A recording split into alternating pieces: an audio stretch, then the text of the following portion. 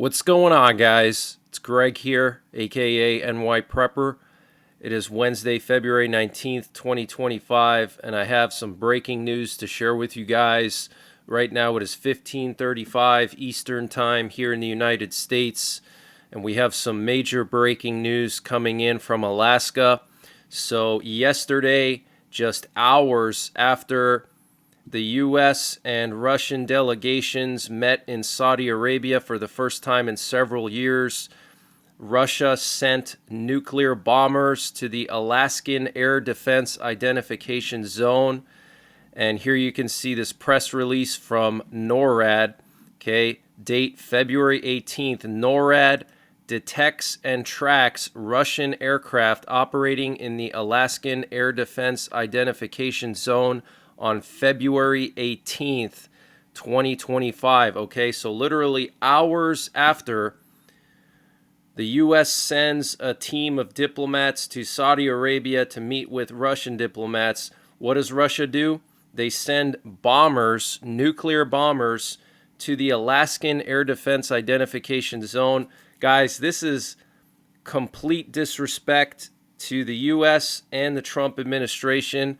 Also, just several hours after the meeting in Saudi Arabia, Russia launched one of the largest drone attacks on Ukraine in months. They launched 150 drones at Ukraine, okay? And during the meeting in Saudi Arabia, Marco Rubio asked Lavrov, the foreign minister of Russia, to sign a memorandum that Russia would no longer attack Ukrainian energy and civilian targets. And Lavrov did not want to sign the memorandum. And then just hours after, Russia launches this massive attack on Ukraine, and they hit energy infrastructure and civilian targets in Odessa. So massive disrespect to the Trump administration. The Trump administration is bending over backwards to try to make Putin happy, and we look so weak and foolish right now. Okay, Russia is making a fool out of us, and Putin is making Trump look like a fool. Okay, I'm sorry if that offends you, but that's just the truth. Okay, we're bending over backwards to sign this peace deal and restore relations with Russia. We even had Rubio yesterday say that there's opportunities for geopolitical and economic cooperation with Russia. And he talked about this golden age that would start if the U.S. restored relations with Russia. And what do? They send nuclear bombers to Alaska. I mean, guys, this is very, very crazy. And yesterday, Ukraine launched another attack on Russia's oil infrastructure. Here we have the Sarazan oil refinery in the Samara region of Russia. This is nearly 1,000 miles away from Ukraine, and you can see this fire here burning at this oil refinery. And this oil refinery produces 9 million tons of oil per year. It's one of Russia's largest oil refineries. So Ukraine is continuing to attack Russia's energy infrastructure, going after their oil refineries. Last night, the U.S. successfully tested a Minuteman III ICBM. What was interesting is that they only used one test warhead, which indicates that the U.S. at this time, under Trump, is not interested in rearming the Minuteman III ICBMs, which I think is a huge mistake. We already heard Trump talk about denuclearization talks with Putin and China, which is just absolutely crazy. I don't know what's going on in the White House, but that would be really stupid to enter into nuclear arms reduction talks with Putin. Okay, that is what Obama did, and that's what Democrats are famous for. But let me just play this video for you so you can see for yourself the test of the Minuteman III ICBM. Air Force Global Strike Command airmen conducted an operational test launch of an unarmed Minuteman III intercontinental ballistic missile from Vandenberg Space Force Base, February 19th, to demonstrate the readiness of the U.S. nuclear forces and provide confidence in the lethality and effectiveness of our nation's nuclear deterrent.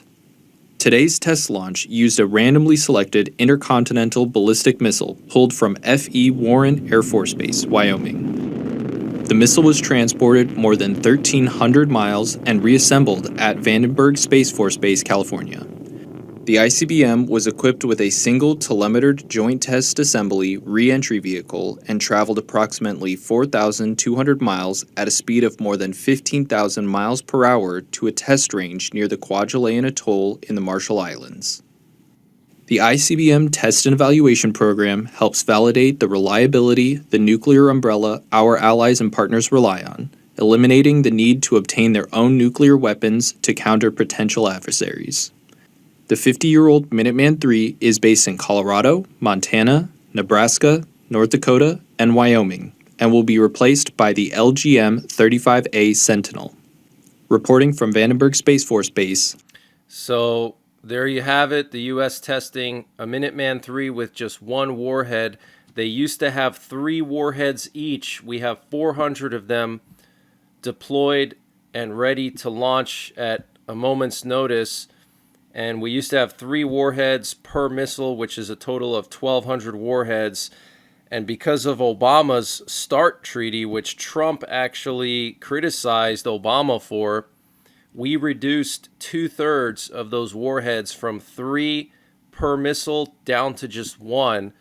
Okay, and now Trump is talking about restarting nuclear arms reduction talks with Putin and Xi Jinping, which is just really, really stupid and naive, because we know that Russia does not abide by these treaties. Okay, they were violating the START treaty. They were not allowing American inspectors in to verify that they were abiding by the terms of the treaty. So we're going to go back into this Obama type of treaty, and we're going to cut down our nuclear arsenal even more.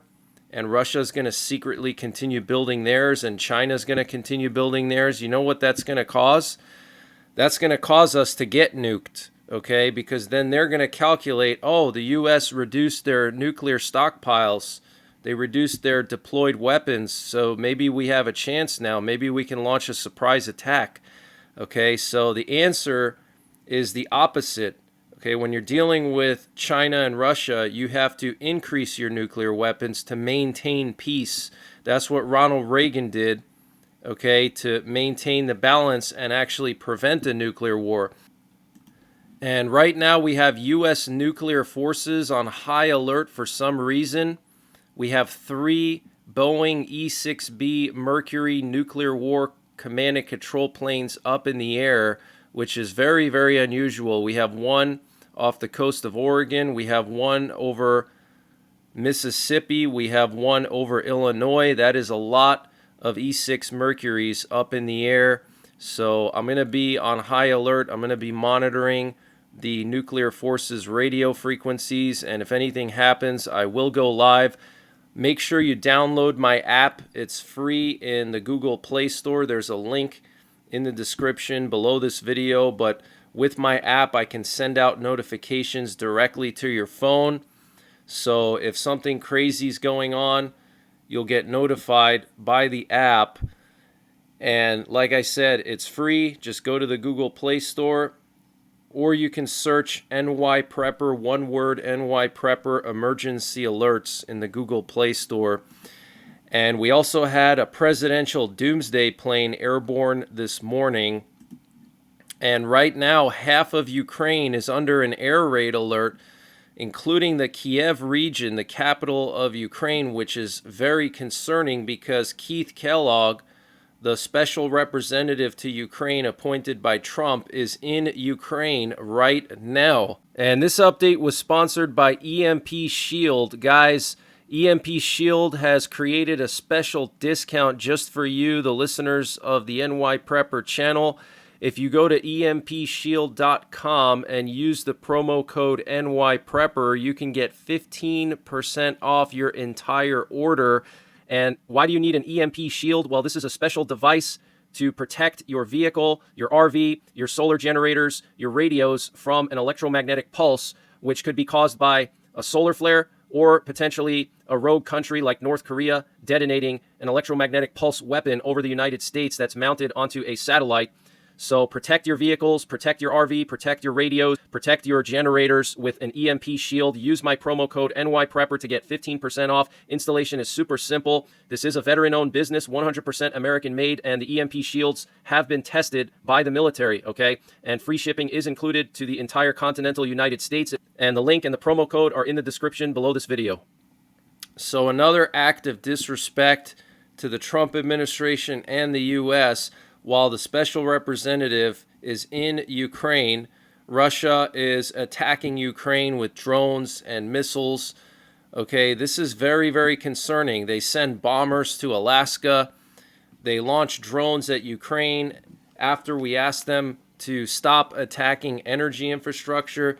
Okay, Putin is not afraid of Trump at all at this point. Okay, Trump is becoming Putin's lapdog, and Putin knows it. And I want to just show you what Putin had to say and read to you some of the things that Putin had to say this morning about the peace talks. This was his first public comment after the peace talks in Saudi Arabia. Yes, the first one was reported to me. Second, I rate them highly. There is a result. The first thing I would like to say is that we have agreed to resume the normal operation of diplomatic agencies. The constant expulsions of diplomats from Washington and Moscow do not lead to anything good. In our country, if things go on like this, only one cleaner will work in these buildings, whose work should also be appreciated, of course, but this is not what diplomatic missions are created for.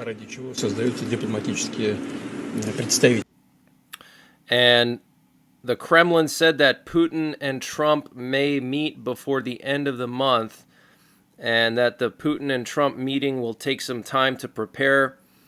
And the Kremlin also said that talks in Riyadh were an important step towards Ukraine's crisis settlement. The Kremlin also said that they will need first to reanimate U.S. and Russia relations and then restore them. And Dmitry Peskov said that Putin will appoint a chief negotiator after the American side appoints their own. And Putin confirmed that the Russia-U.S. talks in Riyadh were positive. He said that Russian and U.S. teams need to prepare mutually acceptable solutions. He also said that Trump told him that Ukraine will take part in the peace talks. He also said that he would be happy to meet with Trump and that the meeting has to be prepared. He said Russia and the U.S. have yet to resolve the issue of the New START treaty. Okay, Putin pulled out of the New START treaty. And he also said Russia is ready to get back to negotiations on Ukraine. He said the purpose of the talks was to increase trust. He said that they don't need mediators. So he wants to negotiate directly with the U.S. without any mediators. And he said that Russia and the U.S. discussed energy. And he also said that the resolution of the Ukraine situation is a priority for Russia. And he said also that the work of diplomatic missions will be resumed. So, guys, this is basically everything that Putin wanted. Okay, Putin is getting everything that he wanted. This is a huge victory for Putin. He invaded Ukraine, took 30% of their land, and now he's getting recognition by the U.S. and the Trump administration as a legitimate leader. Okay, remember that he has an international arrest warrant. He's committed numerous war crimes. He's ordered the launching of missiles into civilian areas hundreds of times. And Trump and his team are now legitimizing him, which is just really, really dangerous. And we're also hearing that North Korea is going to be sending a massive amount of artillery ammunition to Russia.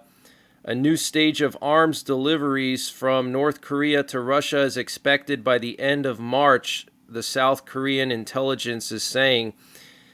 Apparently, hundreds of thousands of 122 millimeter and 152 millimeter artillery shells and hundreds of ballistic missiles. The delivery will also include hundreds of short-range ballistic missiles, including tactical guided missiles, the KN-23, and multiple rocket launch systems. Okay, so while the Trump administration is bending over backwards to make Putin happy, Putin is continuing his war of eradication of the Ukrainian people and the Ukrainian state. Okay, that's what he wants to do. He wants to eradicate Ukrainian society and replace it with Russian society.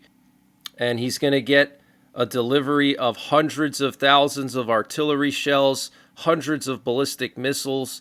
Guys, we are looking like fools right now, okay? And the German newspaper Bild is reporting that the U.S.-Russia talks included discussions on the U.S. pulling out troops from NATO countries that joined after 1990, security sources reported. And reports are also indicating that Italy has started to prepare for a potential U.S. troop withdrawal from Kosovo. Guys, 1990 was when the USSR collapsed and the Warsaw Pact collapsed. And so basically all the countries that were behind the Iron Curtain joined NATO after 1990. So Putin wants to go back to the USSR borders between Russia and NATO, okay, which included all the Eastern European countries, Poland, the Baltics, Romania, Hungary, Czech Republic, Slovakia. All those countries were part of the Eastern Bloc, and he basically wants them to have all NATO troops removed, which is just absolutely insane. All U.S. troops removed, okay? And the Polish president said that he received assurances that the U.S. will not remove troops from Poland, which is good because that would be stabbing Poland in the back because millions of Polish people voted for Trump. And Trump posted this to his Truth Social account earlier today, bashing Zelensky. He said, think of it, a modestly successful comedian, Vladimir Zelensky, talked the U.S. into spending $350 billion to go into a war that couldn't be won, that never had to start, but a war that he, without the U.S. and Trump, will never be able to settle. The U.S. has spent $200 billion more than Europe, and Europe's money is guaranteed, while the United States will get nothing back. Why didn't sleepy Joe Biden demand equalization, in that this war is far more important to Europe than it is to us? We have a big, beautiful ocean as separation. On top of this, Zelensky admits that half of the money we sent him is missing. He refuses to have elections, is very low in Ukrainian polls, and the only thing he was good at was playing Biden like a fiddle. A dictator without elections, Zelensky better move fast or he is not going to have a country left. In the meantime, we are successfully negotiating an end to the war with Russia, something all admit only Trump and the Trump administration can do. Biden never tried. Europe has failed to bring peace, and Zelensky probably wants to keep the gravy train going. I love Ukraine, but Zelensky has done a terrible job. His country is shattered, and millions have unnecessarily died, and so it continues. Wow. So Trump bashing Zelensky, calling him a dictator without elections. Wow, strong words there from Trump. And Zelensky commented back and said that Trump is basically fooled by the Russian propaganda. So, guys, this is turning into a reality show, and we had a lot of reconnaissance in Eastern Europe last night. Here you can see a Polish reconnaissance plane patrolling the border of Belarus and Ukraine, a Swedish reconnaissance plane in eastern and northern Poland, a U.S. reconnaissance plane patrolling Kaliningrad, and then we also had a NATO reconnaissance plane patrolling the western shore of Crimea, which could mean that Ukraine is getting ready to strike Crimea and they're picking up targets. And then we also had a U.S. high-priority recon plane in the Persian Gulf flying along the Iranian coastline. This was an RC-135 Combat Scent. The U.S. only has 2 of these. So if one of them is airborne, it means something serious is going on, or the President and the Joint Chiefs want to take a closer look at something, because this plane sends the intelligence directly to the President and the top generals. Okay, so right off the coast of Iran, and this coming just literally 2 days after the U.S. sent bombers to the Middle East and did a live fire exercise, which we covered live Sunday night. We could hear the B-52 pilot telling a ground station that the weapons were hot. And then here we have some Chinese reconnaissance plane patrolling the Yellow Sea, looking into South Korea. So the Chinese are spying on South Korea. Massive reconnaissance here in South Korea along the border with North Korea. This is a South Korean or U.S. recon drone flying along the DMZ. And then here's a U.S. Air Force recon plane flying along the DMZ in South Korea. And I want to read to you what Zelensky said today after Trump bashed him. He said he's going to go with Keith Kellogg to the front and let him communicate with the military. And he said he's going to do that before he actually sits down to meet with Kellogg. He also responded to some of the high-profile statements, such as Trump's accusations that Zelensky allegedly lost $500 billion in exchange for aid. He said, we need to deal with the U.S. aid. Me and Trump have different figures. Their help did not cost $500 billion. Okay, so he's basically saying that Trump exaggerated the numbers, which I agree with. I don't think we spent $500 billion. That's a huge amount. I believe we only spent like $100 billion or something like that, which is still a lot, but Trump basically inflated the number grossly. And then he said that Zelensky only had a 4% approval rating, which I think now it's actually at like 50%. And NBC News reported yesterday that 4 Western intelligence officials and 2 U.S. congressional officials stated that intelligence from the U.S. and an unspecified close American ally shows that Russian President Vladimir Putin still wants to control all of Ukraine and that his goals remain maximalist. One congressional official stated that there is zero intelligence showing that Putin is interested in a real peace deal right now. Intelligence officials stated that Putin has no plans to withdraw troops from Ukraine or to pull any personnel or equipment from Western Russia. The 6 officials stated that Putin may agree to a ceasefire and peace deal in order to give the Russian military time to rest and reconstitute, and there is an idea among Western officials that Putin may go through the motions of negotiations in order to see what concessions he can get and to reintegrate Russia back into the global community. The 2 congressional officials and a former senior U.S. administration official noted that Putin's broad ambitions have remained unchanged from the end of the Biden administration into the new Trump administration. Okay, so Putin's goals have not changed. We're going to have to wait and see what happens with these peace deals. And Latvia is now going to increase their defense spending to at least 4% of GDP in 2026 and then increase to 5% in the following years. The government in Riga announced today. And numerous modifications have been observed in the Iranian Shahed drones that Russia has been mass producing to use against Ukraine. According to Ukraine's military intelligence, the new upgraded Shahed drones now carry a warhead twice the size of the prior warheads. So they went up to a 90-kilogram warhead that's 180 pounds or so, or 200 pounds, from a 100-pound warhead. Okay? So Russia doubling the size of the Iranian drone warheads. And China on Saturday deployed its Coast Guard in waters within 40 miles of the coast of the Philippines' westernmost province, Palawan. Okay, that is very concerning. And NASA has recently updated the probability of asteroid 2024 YR4 colliding with Earth in 2032 to 3.1%, marking it as the highest risk assessment for an asteroid impact to date.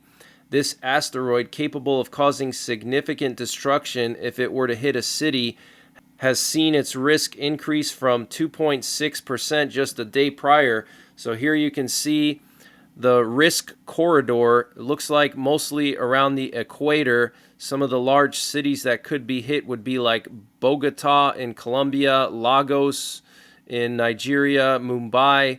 Okay, and they say that this asteroid would have the same effect as a 7 megaton nuclear bomb. Okay, so that would basically flatten an entire city. And Pope Francis has been diagnosed with double lung pneumonia, and the CIA is now using drones over Mexican airspace to keep an eye on cartels. And the Trump administration has designated 8 Latin American drug cartels as foreign terrorist organizations. So it looks like the U.S. is getting ready to launch drone strikes on the cartels. And we still have extreme cold warnings in the Plains states and in Texas. So stay warm, guys. Make sure you have your winter survival gear in your vehicle. Keep some recovery boards or traction boards in your vehicle at all times in case you get stranded on the side of the road. You can dig yourself out, and you can use those traction boards to get unstuck if there's nobody around to pull you out, or you don't have cell signal, you're in a very rural area, and it's a long ways before a tow truck comes. Okay, think about what you would need if you broke down or got stranded on the side of the road. But that's the latest breaking news that I have. I might be back later on tonight with more breaking news. And until the next time, take care, God bless, and don't forget the 3 Ps: prepare, practice, and persevere.